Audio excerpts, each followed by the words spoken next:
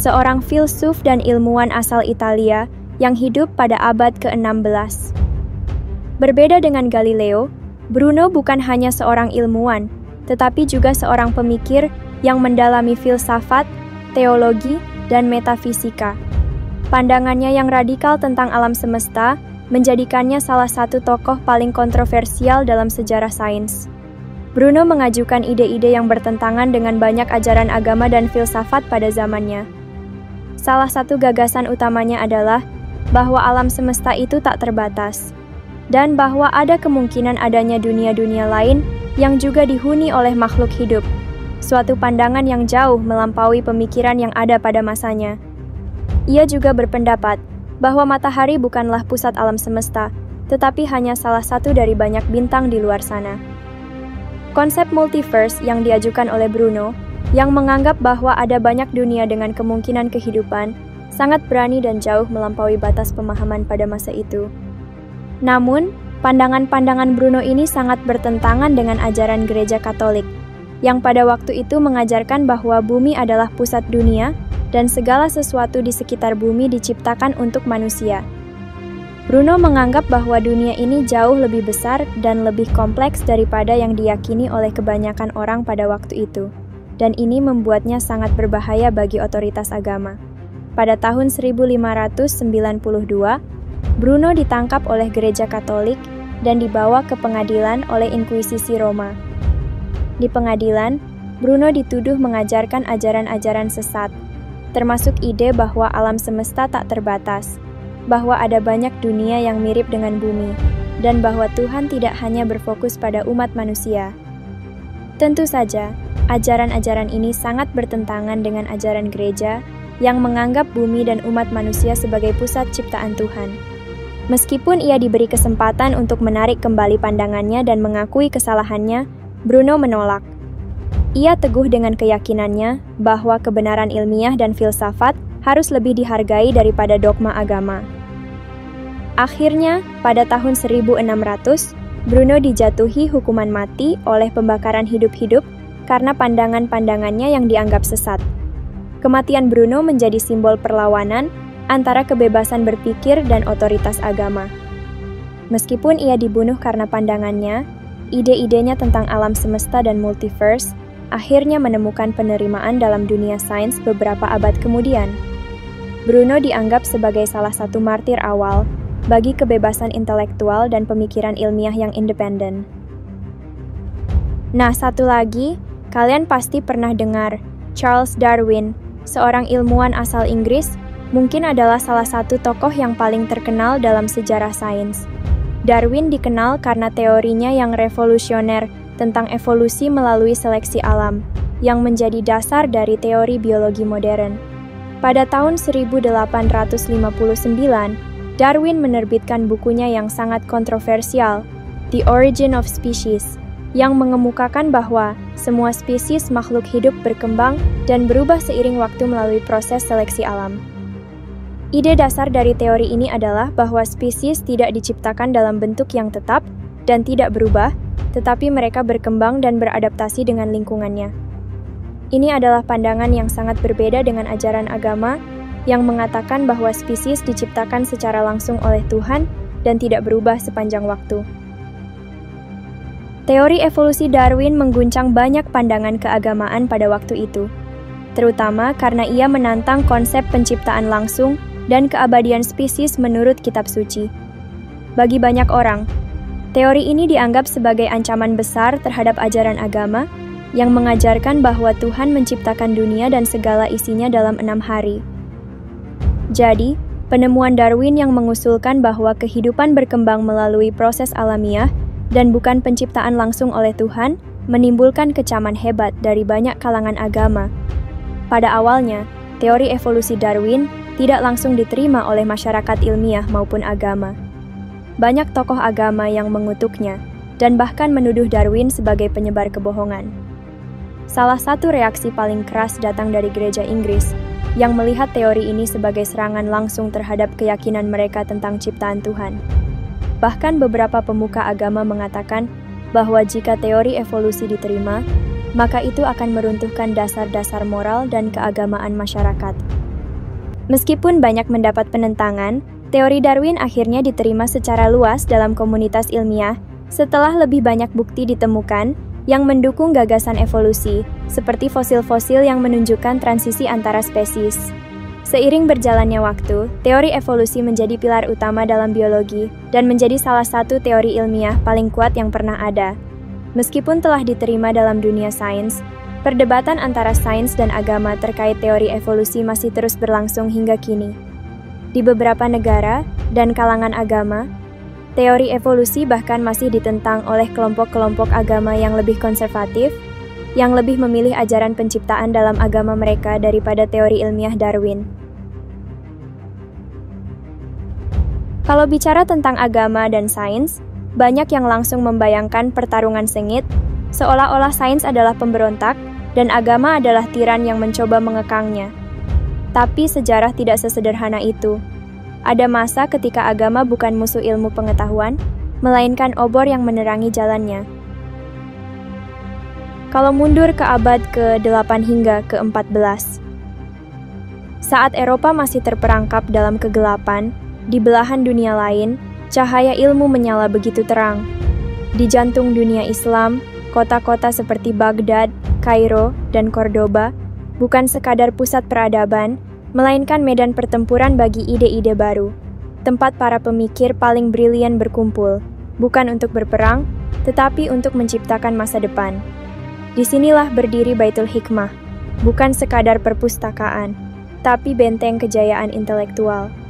Sebuah tempat di mana batas-batas pengetahuan dihapus dan manusia berani menantang misteri alam semesta. Muslim, Yahudi, Kristen, mereka duduk berdampingan, menerjemahkan manuskrip kuno dari Yunani, Persia, dan India, lalu melangkah lebih jauh, menciptakan dan mengembangkan teori-teori baru. Bagaimana kisah mereka? Mari kita mulai dari dunia medis. Di masa itu, dunia medis masih banyak dipengaruhi oleh mitos. Penyakit sering dianggap sebagai hukuman dari Tuhan, dan pengobatan lebih banyak didasarkan pada tahayul daripada riset. Tapi ada satu orang yang berpikir berbeda. Ibnu Sina tidak hanya ingin mengobati, dia ingin memahami bagaimana tubuh manusia bekerja. Ia menulis buku yang menjadi pedoman kedokteran selama 600 tahun, yaitu Al-Qanun fil Tibb, The Canon of Medicine.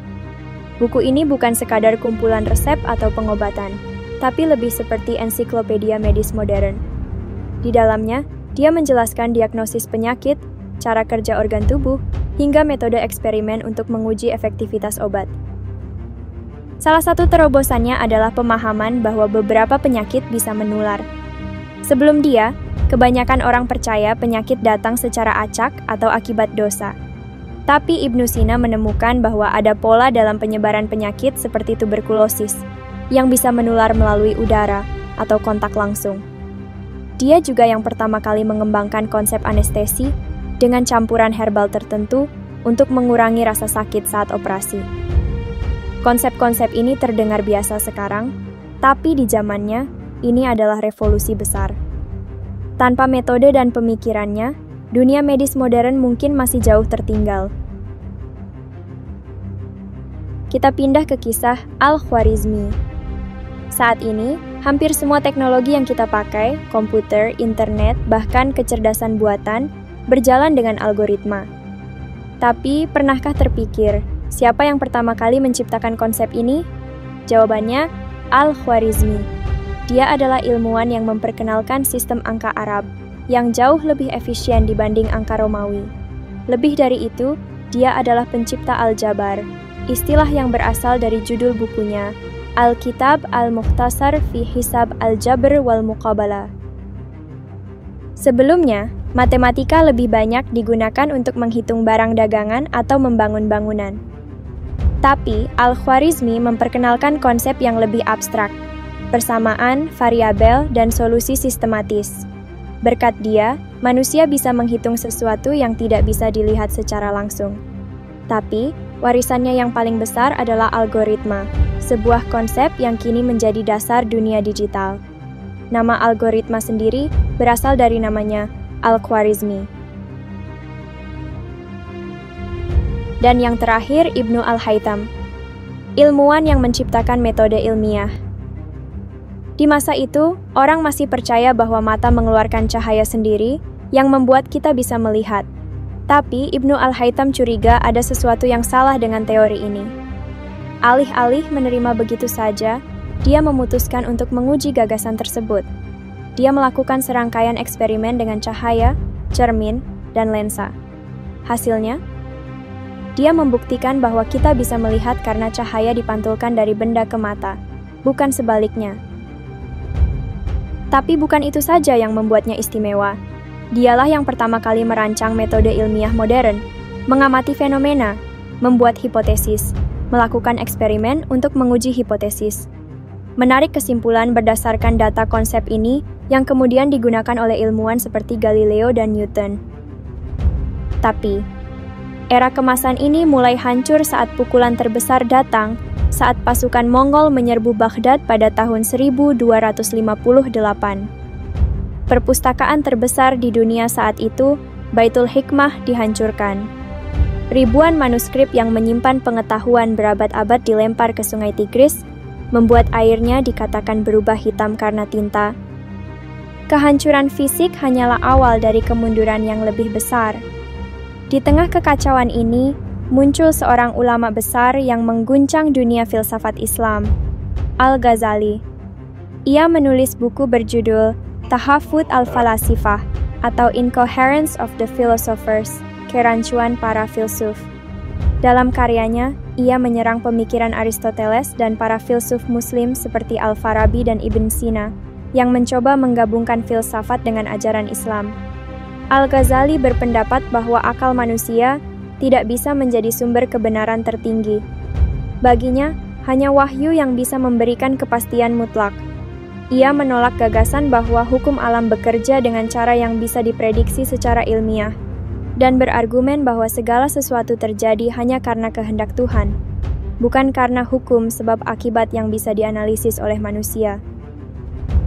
Buku ini mendapat dukungan luas di kalangan ulama, dan perlahan-lahan pemikiran rasional mulai ditinggalkan.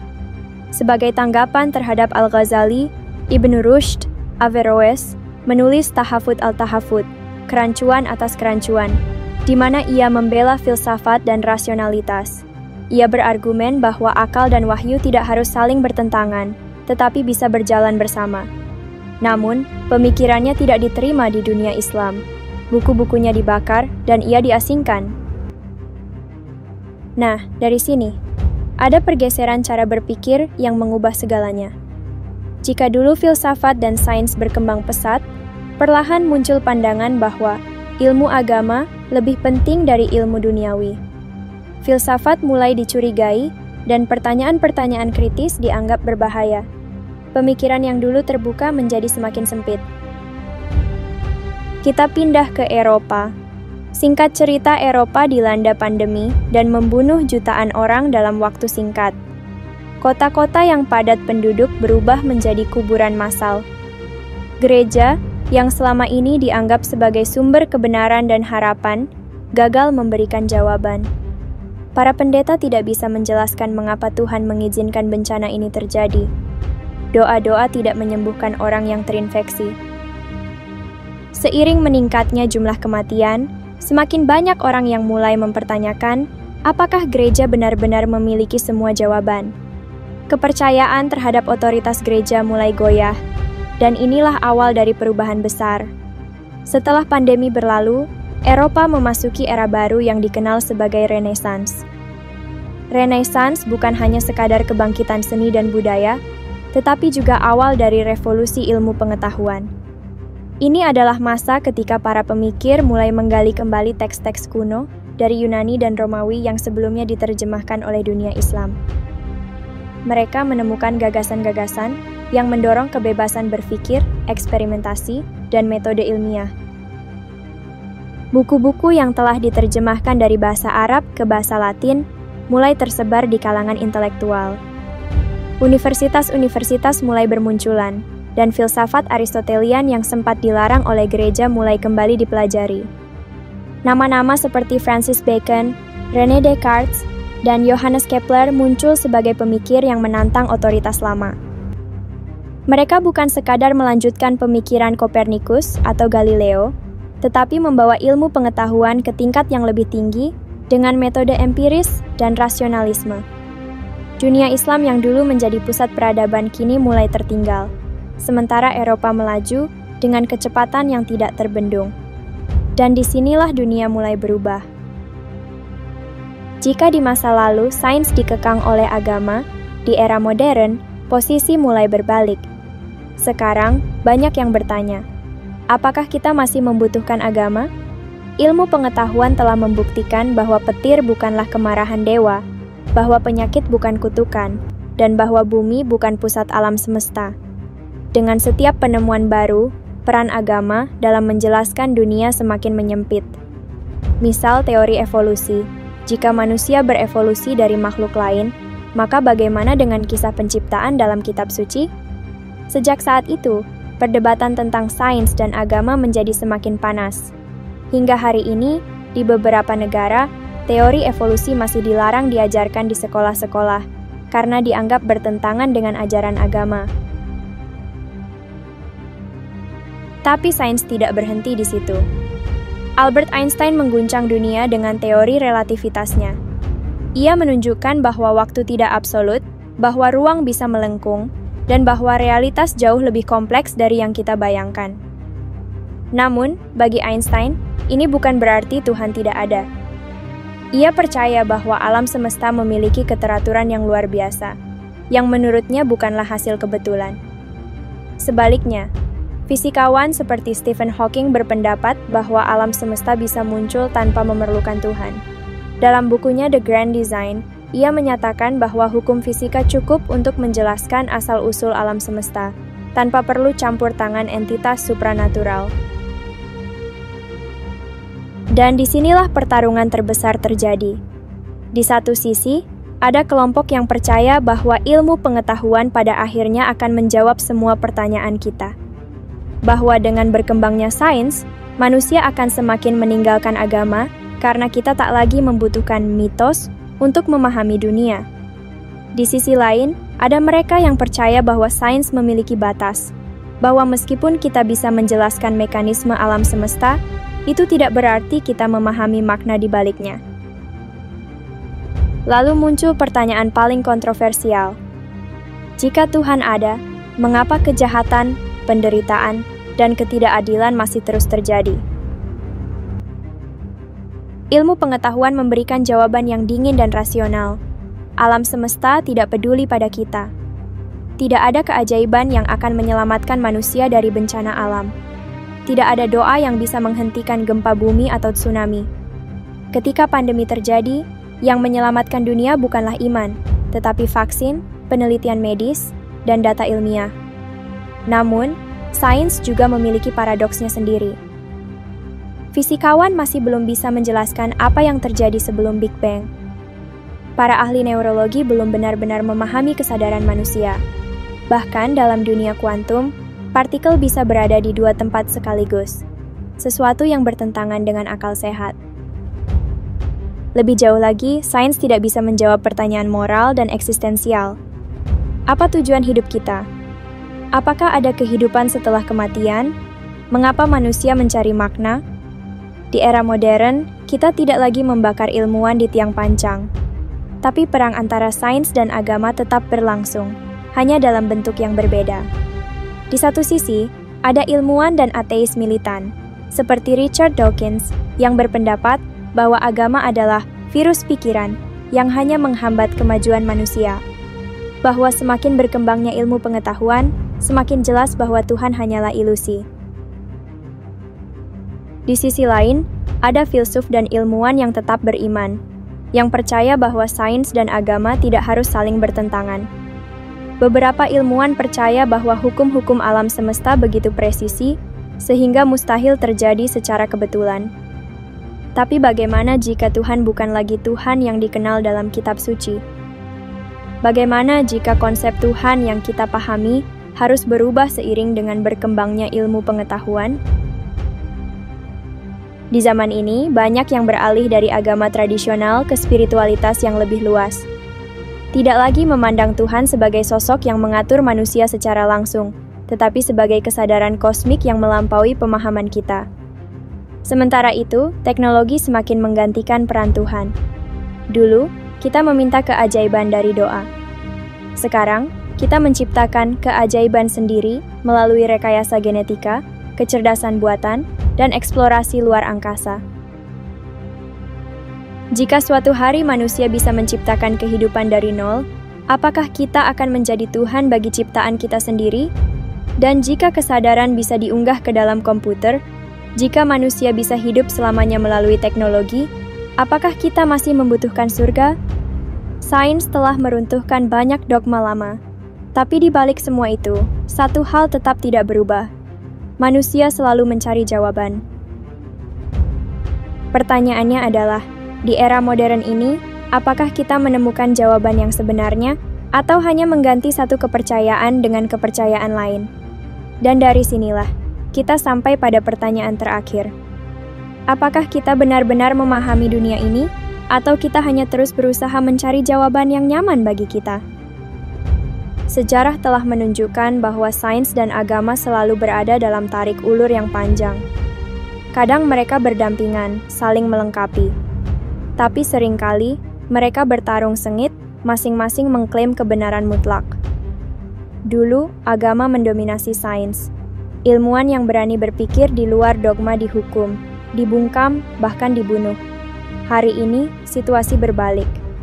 Banyak orang memandang agama sebagai sesuatu yang usang, peninggalan zaman kuno yang tidak lagi relevan dalam dunia modern yang dipenuhi dengan sains dan teknologi.